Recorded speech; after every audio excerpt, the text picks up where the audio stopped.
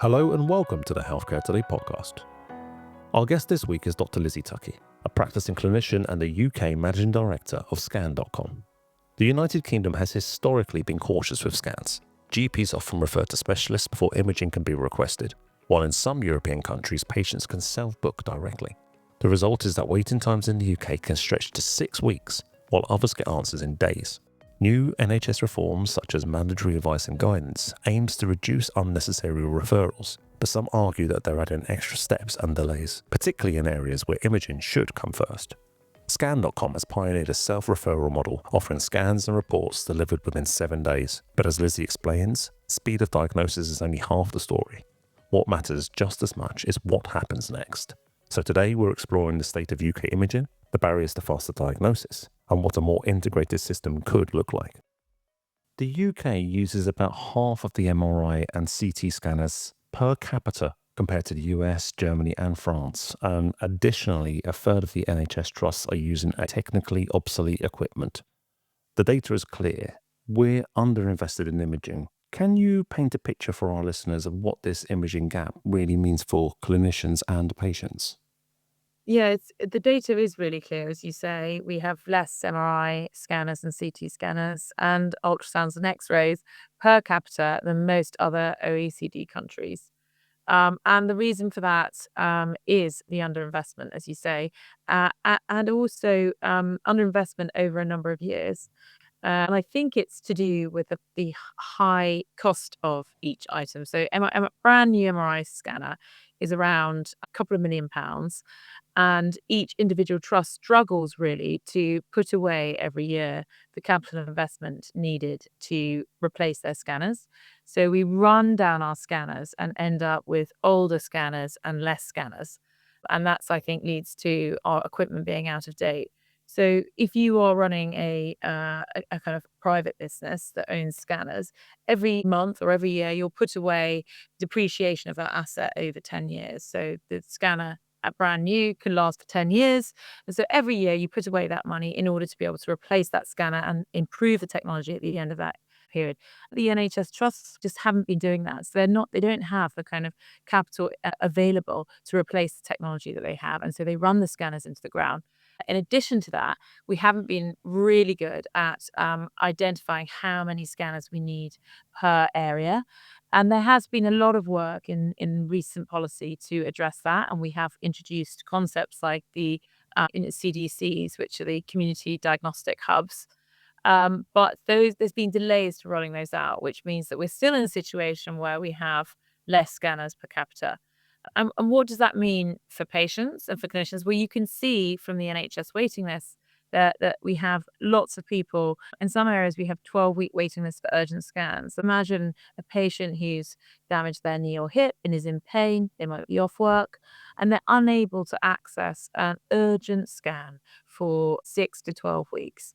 And that means sitting around in pain, either taking pain relief or being in pain and off work for that amount of time. So it has huge productivity impacts, I think, to the UK's workforce, not being able to get reassurance or get into a kind of treatment pathway quicker.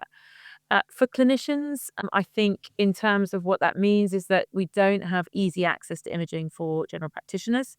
So there's a bit of misunderstanding around what a general practitioner can order in terms of scanning and what needs to be referred into the more specialist clinicians to get scanned. And that leads to diagnostic delays. So if patients are waiting with a hip problem and they think that they need a scan, they might have to go see a GP, then go to a specialist, then wait for a scan. So that, as you can imagine, leads to much longer wait times than 12 weeks if you're waiting to see your GP. I think my next GP appointment when I phoned this week was in 2 weeks' time, routine appointment. So I'd be waiting 2 weeks, then I need to see a specialist, which might take 3 weeks, then a 12-week wait. You can imagine how that is for a patient who's in pain, or indeed for an employer who's wanting their workforce to be at work and functioning. So I think it has unintended consequences. In the short term, it's great. We haven't spent a lot of money on our imaging infrastructure, but in the long term, we've got patients who are being diagnosed late, who are off work. And obviously the conditions I've spoken about are not the life-threatening conditions or the kind of cancers or screenings and things like that, which also will be affected by struggling to get access to scans. Now, let's talk about the subject of self-referral. Now, this concept alone can sound radical to a UK patient, particularly one weaned on the NHS. How do you address the concern that patients might not know what scan they need? Self-referral is basically a system where we allow at scan.com, and other imaging centres do this as well, it's not just us. We allow patients who are on a clinical pathway or who have identified that they need a scan to come to us and book a scan without having a clinical referral or without having a clinician letter that says they need a scan. And so we address whether they know what scan they're going to have or whether they've booked the wrong scan by triaging every referral, every patient that self-refers. So we look at what they've requested. We actually use an AI tool which kind of consults the ICD-10 criteria, which is the International Classification for Diseases. It looks at what the symptoms the patient is talking about, and it will match them to an ICD-10 code, which is a diagnostic code. And then it will look into the clinical guidelines. So for every diagnostic code, there's a treatment pathway, and imaging might be part of that pathway. If it is, it will look to see which imaging modality is the best modality to diagnose that condition. And then it will tell us whether the patient has requested the right scan or whether they need to move to a different scan, or whether indeed they don't need a scan at all. That's not the best next step. And so we use a decision support tool or AI tool that helps us make that decision. But we also have clinicians screening those requests. And where appropriate, the clinician will call up the patient to verify the history of the condition or the symptom in order to justify which scan the patient would need. And, 20% of the time we do change the protocol or the scan modality itself. So switching from an MRI to an X-ray or from an X-ray to an MRI. But all scans in the UK need to be prescribed. It's like a drug, particularly the radiation exposure scans. So that's the CTs and the X-rays. They actually have a radiation risk to the patient, and they need to be prescribed by a clinician who's got appropriate scope of practice and qualifications. So you can't just self-prescribe a drug. You might be able to go to a prescribing chemist and say, I think I need this, and then they will assess whether you actually need it or not. But it removes lots of other barriers. It's immediate. That consultation happens, that decision is made within 24 hours. The patient is self-referring. So in terms of speed of access, there's no GP, there's no specialist. It happens within 24 hours. They know whether they're going to be eligible for a scan or not. And that's one of our core KPIs, that you will be triaged within 24 hours of referring yourself. You've mentioned that AI is used to review radiology reports for high-risk keywords, providing an extra layer of support for clinicians. Can we talk a little bit about how Scan.com combines technology with the specialist referral network to ensure both quality and safety? We've spoken just before about how we use AI to kind of triage referrals. We kind of consult the ICD-10 criteria, as I mentioned. But on the other end of the spectrum, as you say, when the report comes back to us, because we're a scanning network and we have lots of different scanners scanning for us, where we don't own the scanners themselves and we don't actually control or manage the radiologists who report those scans. Sometimes in the past, we've noticed where there is a kind of high risk finding on the scan, but the clinician has not actually identified or flagged that report as being urgent. And so they'll come into our system along with all the other thousands of reports we're getting without an urgent flag. And that, is to do with maybe the way that the imaging system works within that practice, or maybe the clinician has forgotten to add the high risk tag.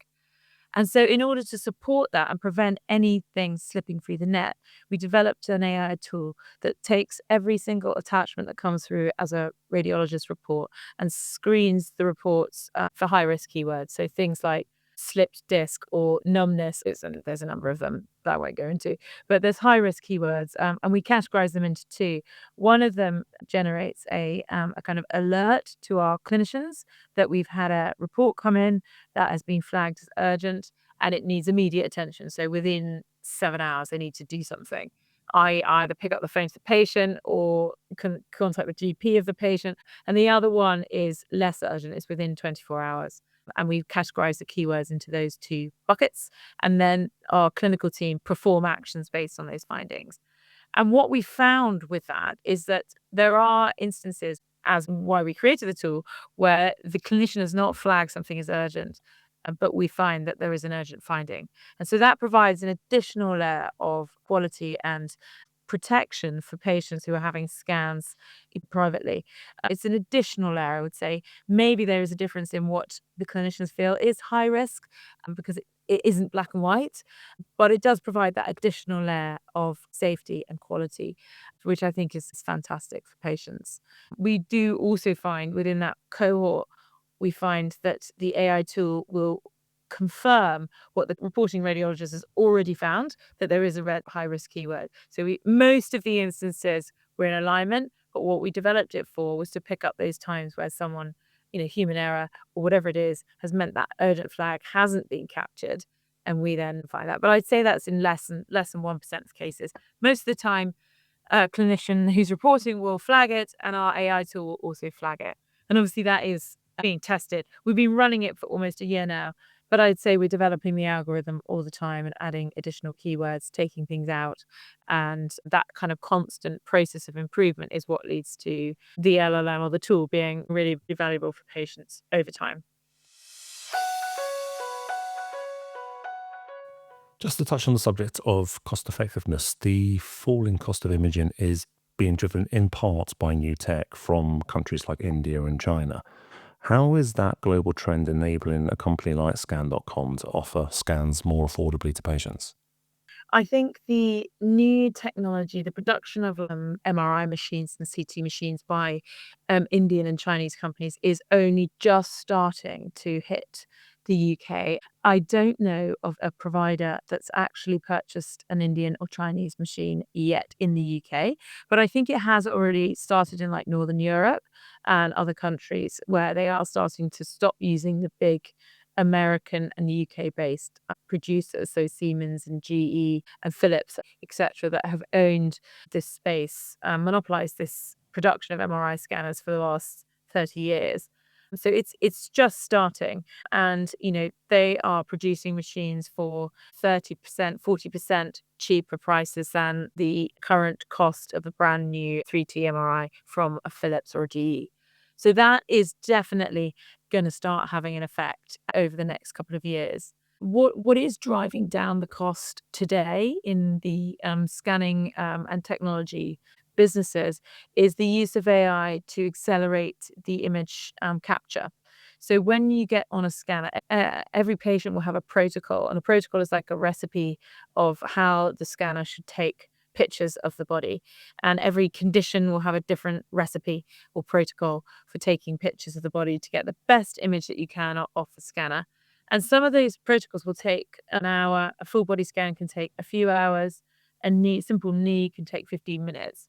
But what the technology is doing now is it's allowing protocols to be less dense. So they have to take less images to create the same quality of image. And that's to do with the way that AI can stitch together from, say, if you took 10 images, it can stitch together the same quality of picture as if you took 5 using AI. And it uses resolution and various other things that we kind of use on our phones today, similar technology, but using it on medical imaging. And these tools have been tested and be rolled out by companies like Siemens. And what they do is they allow us to have the patient on the scanner for less. So a typical scanner can do 25 knees a day. And in this new accelerated imaging technology, we can probably do 50% more. So you can do 35, 40 scans a day.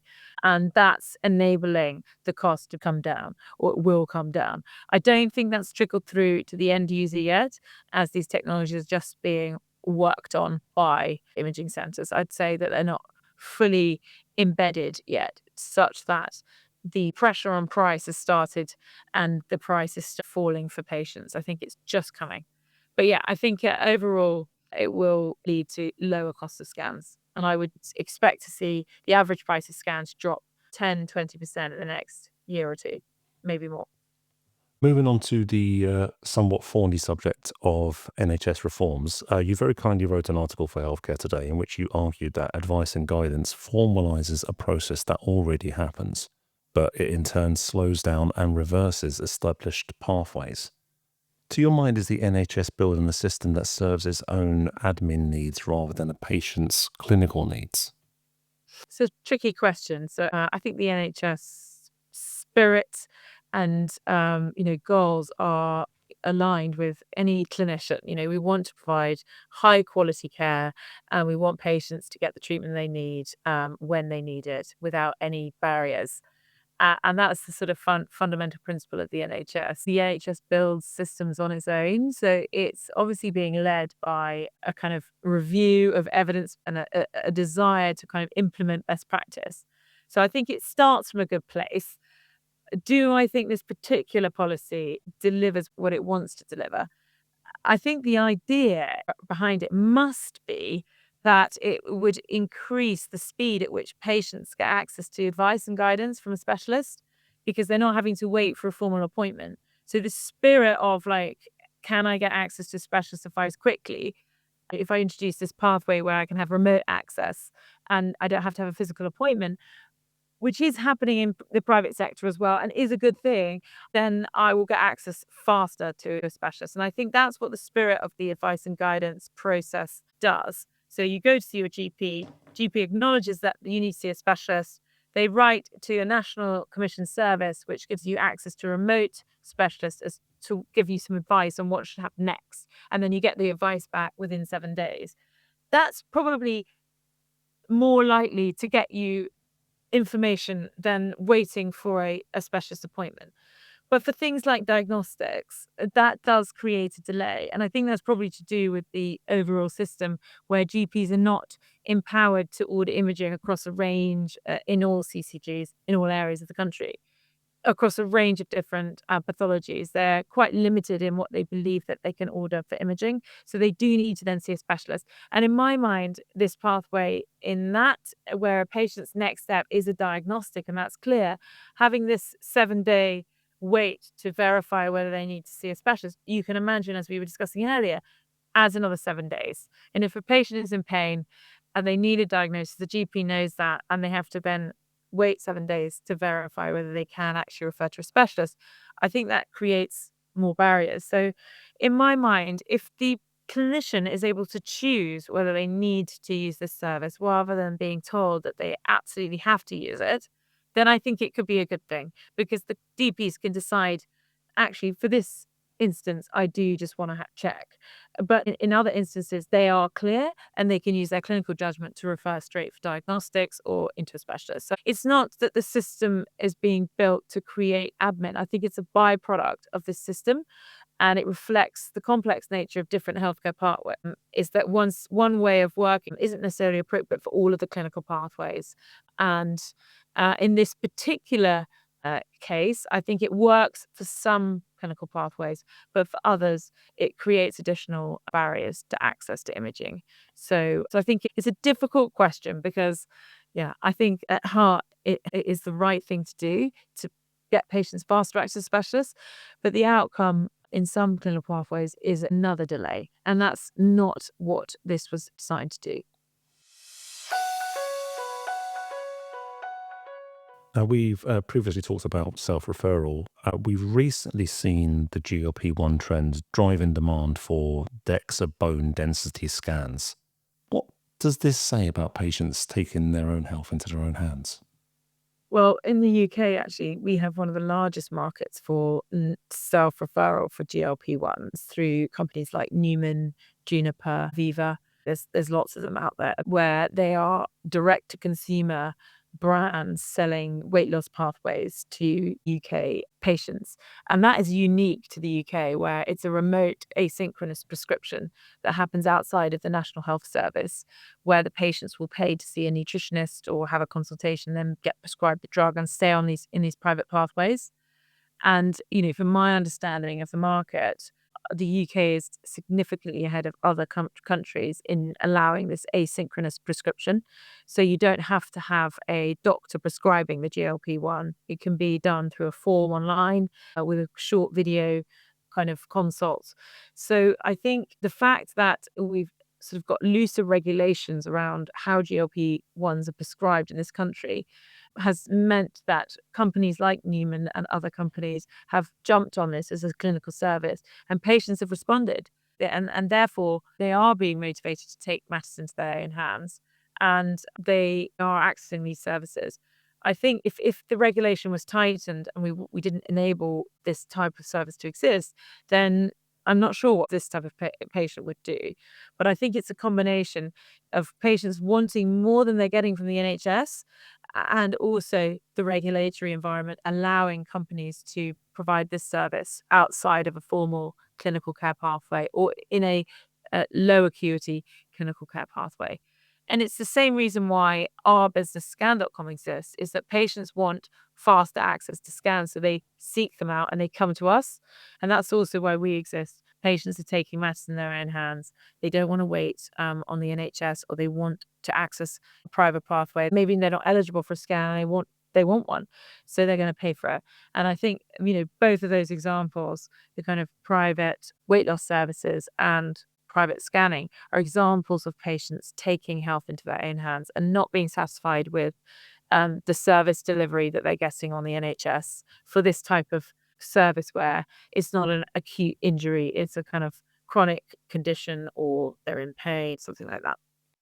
You've previously spoken about the need to improve coordination, not just detection. Looking ahead, how do we build a system where the private speed and public care work together? I think that's a really interesting question, and I'm not going to claim to have all of the answers. In my mind, there needs to be more of a connection between public and private care.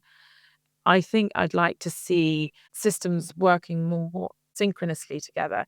Patients being able to move in and out of private and public care, patients being able to top up and use private care where they need, and or potentially patients having to pay for certain things within the NHS pathways to support more focused care delivery and enhancing services.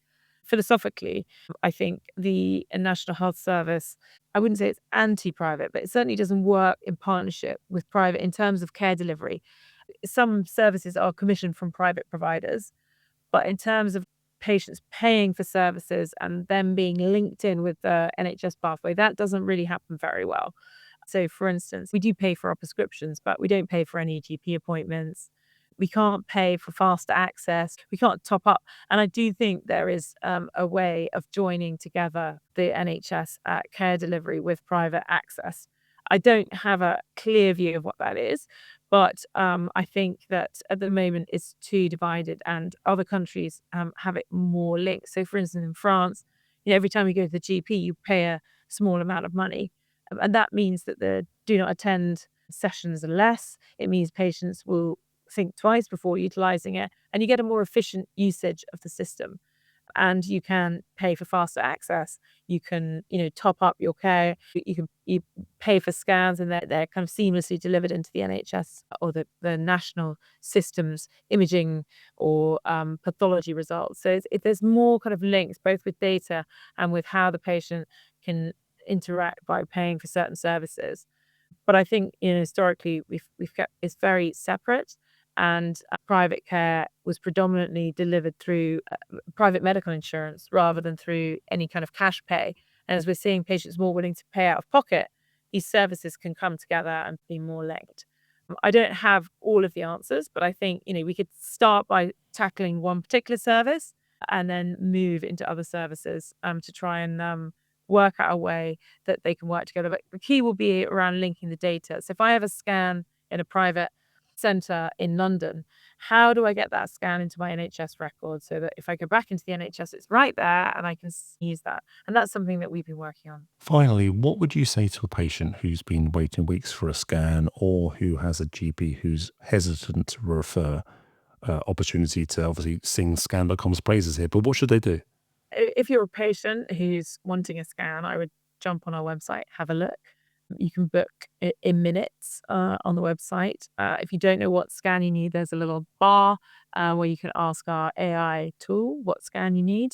And you can also book a pre-consultation with a clinician to discuss your scanning or your injury or whatever it is with a clinician before you actually book. If you are a GP who has a patient and you don't know what scan they need or you don't feel comfortable, you can also refer them to us, or you can equally use our platform or our AI tool on our website to work out what scan the patient needs. And if you pass on our details to the patient and they want to proceed privately, we can provide that consultation service for them to work out what scan they need. I think there are a lot of training sessions that GPs can also attend, and there is really clear guidance from the Royal College of GPs and the Royal College of Radiologists around what scans it is appropriate for GPs to order. We do sometimes do CPD, continuous professional development training, to educate GPs. So get in contact and we can tell you when the next session is. So I think those are the two key things. So you can provide our details to patients, and you can also check out what scans you should be ordering and feel comfortable to order within your GP practice. Dr. Lizzie Tuckey, thank you so much for your time. Thank you very much for having me.